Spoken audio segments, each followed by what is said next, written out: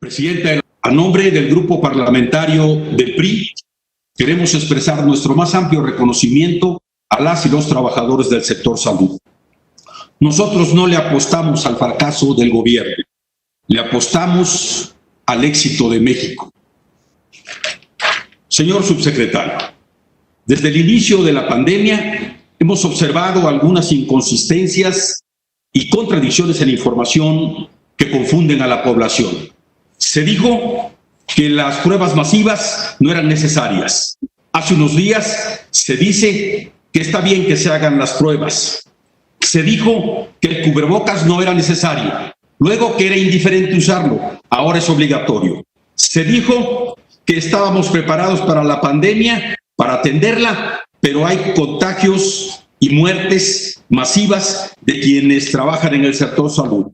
Se informa el número de personas contagiadas, se dice que el método Centinela recomienda multiplicar por 8, luego desaparece Centinela, luego vuelve Centinela, ahora otra vez está Centinela. Ojalá nos digan dónde queda finalmente Centinela. Se estimuló y se planteó en su momento que el número de fallecimientos y esta estimación de manera errática, primero 6,000, luego 8,000, luego 30,000, ojalá nos puedan decir exactamente una estimación mucho más acorde con la realidad.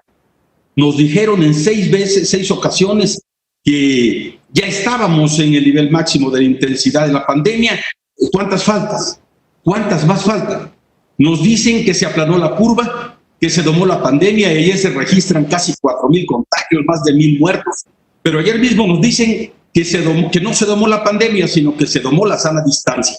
Por lo anterior le pregunto, a efecto de que nos pueda ilustrar, ¿diría usted que el gobierno hizo todo para evitar que los médicos, enfermeras, camilleros, personal de intendencia de los hospitales públicos pudieran ser infectados, en su caso morir a causa de la falta de equipo de protección y de capacitación para la atención de pacientes del COVID? ¿Sí o no? Si su respuesta es sí, entonces dígame por qué los cientos de muertos del personal de salud y por qué las expresiones y manifestaciones de inconformidad.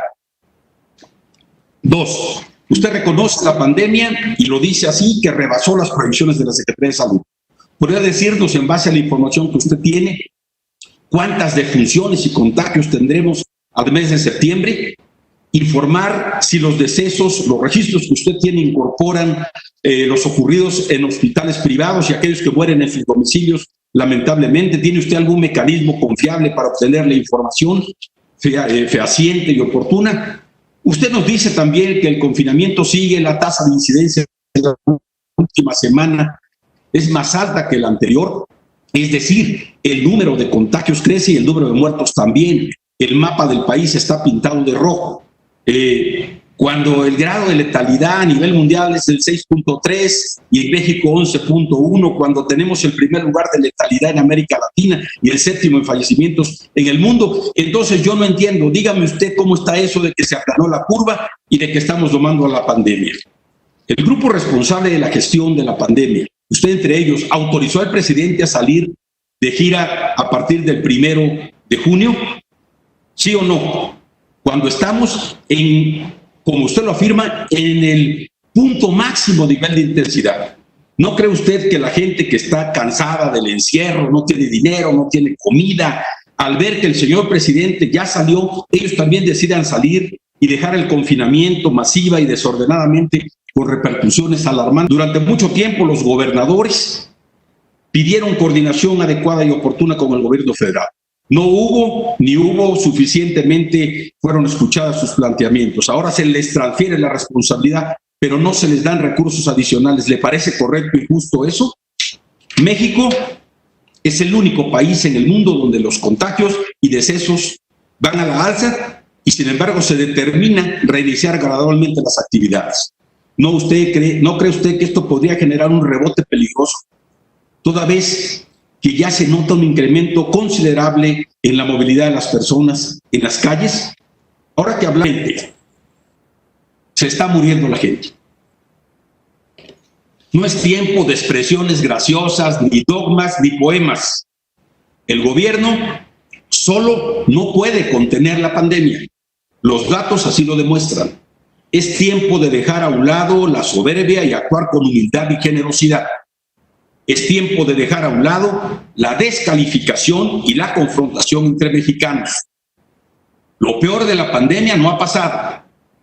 No tengo ninguna duda, los números así lo dicen. Hoy tenemos una pandemia en materia de salud, pero ya asoman otras pandemias. La pandemia económica, con niveles de desempleo gravísimos.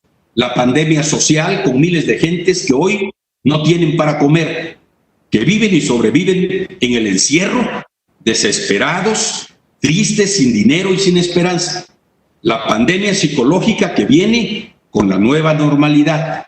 Cómo enfrentar la nueva realidad económica, cómo interrelacionarse, cómo poder adaptarse a esta nueva forma de convivencia social. Es tiempo de la unidad y la reconciliación de las y los mexicanos. Solo usted puede hacerlo, señor presidente. A riesgo de no ser escuchado, le pido respetuosamente,